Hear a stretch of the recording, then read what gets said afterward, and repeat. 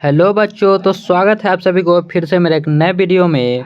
और इसमें हम लोग देखेंगे 12th हिंदी का फर्स्ट चैप्टर जिसका नाम है बातचीत। तो चलिए इसको देखते हैं। इनके लेखक है बालकृष्ण भट्ट और यहाँ पर आपको बालकृष्ण भट्ट का पिक्चर भी देखने को मिल जाएगा। तो आप लोग देख लीजिए कि बालकृष्ण भट्ट कैसे लगते थे। वह एकदम अपनी संस्कृति के प्रति व्यवहारिक रूप से थे। और लेखक परिचय में हम लोग देखते हैं बातचीत जो निबंध है उसके लेखक है बालकृष्ण भट्ट।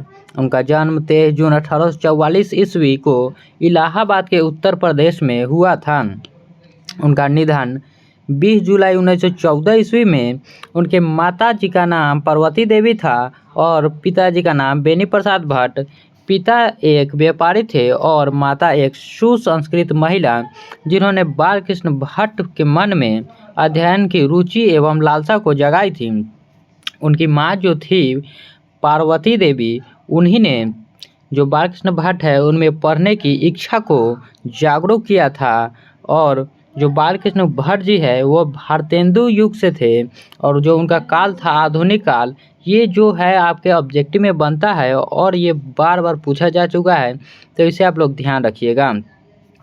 उनकी जो प्रमुख रचनाएं हैं जिसमें से उपन्यास, रहस्य कथा, आजान एक सुजान, गुप्त वैरी, वैरी, रसातल यात्रा, उचित दक्षिणा, हमारी घड़ी, सद्भाव का अभाव, इसमें से आपको सद्भाव का अभाव और रसातल यात्रा कई बार पूछा जा चुका है, तो इसे आप लोग ध्यान रखिएगा। चलिए इनके नाटकों को भी हम लोग देख लेते हैं। तो इनका नाटक है पद्मावती।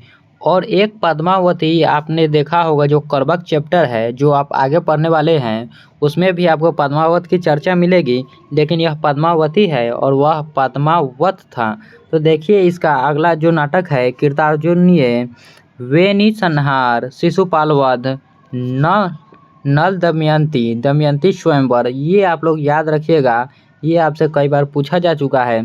शिक्षादान, चंद्रसेन, सीता वनवास, पतित पंचम, मेघनाद वध, ये भी आपसे पूछा जा चुका है। कट्टर सोम की एक नकल, वीरेनिल्ला, इंग्लेश्वरी और भारत जननी, भारतवर्ष और कली, दो दूरदेशी, एक रोगी और एक वैद्य, रेल का विकट खेल, बाल विवाह। तो इसमें से आपका जो है दमयंती स्वयंवर, मेघनाद वध, रेल का विकट खेल और बाल विवाह, यह एक इम्पोर्टेंट क्वेश्चन है जो कई बार एग्जामों में पूछा जा चुका है।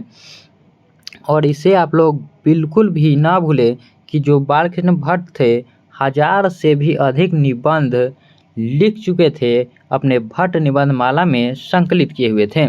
संपादक जो है हिंदी प्रदीप लगभग 33 वर्षों तक संपादक किया। इनका संपादक 1887 ईस्वी से शुरू किया। बालकृष्ण भट्ट जो है हिंदी प्रदीप का संस्थापक थे।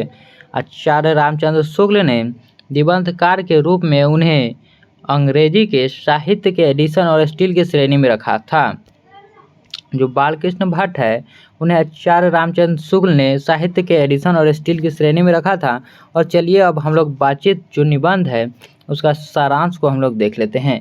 बातचीत निबंध का सारांश और जो यह पीडीएफ है आपको मिल जाएगा डिस्क्रिप्शन बॉक्स में, लिंक दे दिया जाएगा, आप वहां से इस पीडीएफ को डाउनलोड कर सकते हैं।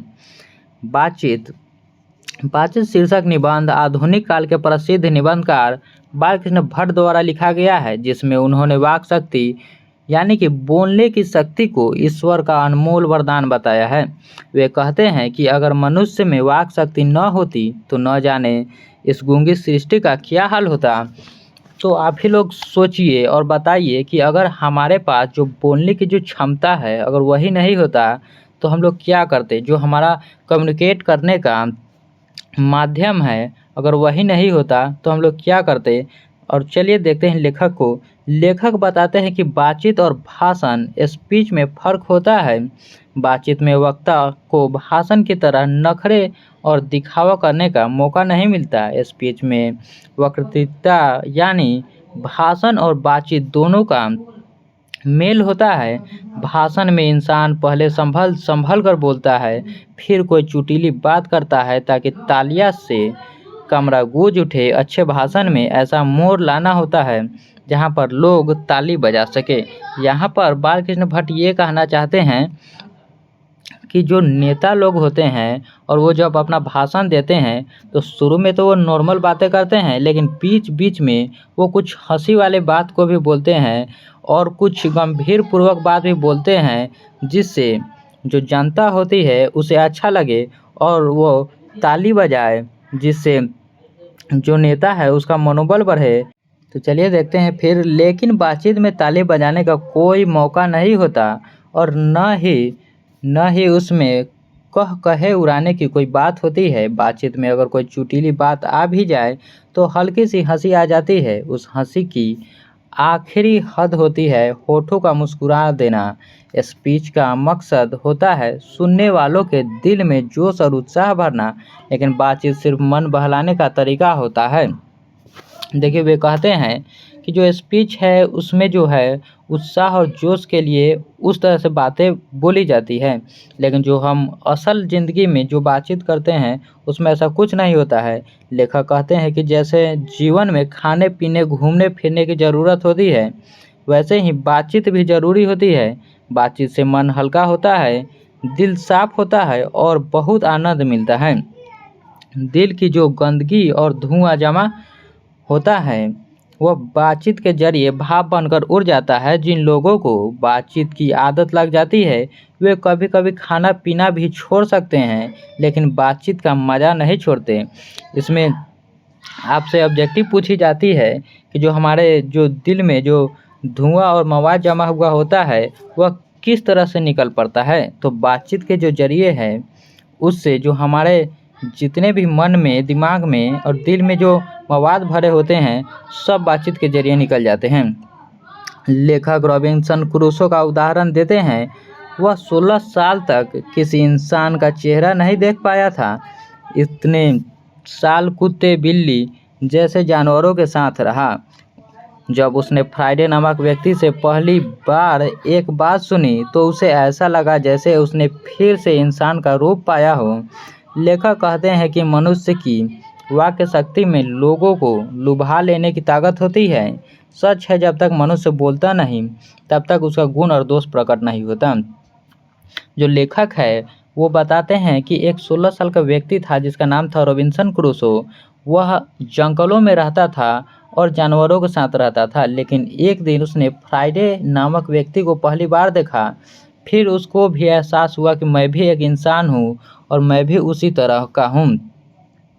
इसमें जो बेन जॉनसन है वो कहते हैं कि बोलने से ही मनुष्य के रूप का साक्षात्कार होता है। ये आपको याद रखना होगा।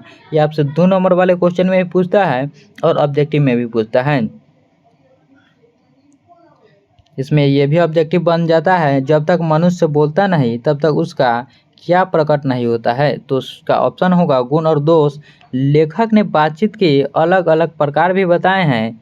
बातचीत की सीमा वहाँ तक होती है जहाँ तक उसे सभा, मीटिंग या जमानत न समझ लिया जाए। चलिए और भी आगे देखते हैं और जितने में महत्वपूर्ण सवाल होंगे मैं आपको बताता चलूँगा।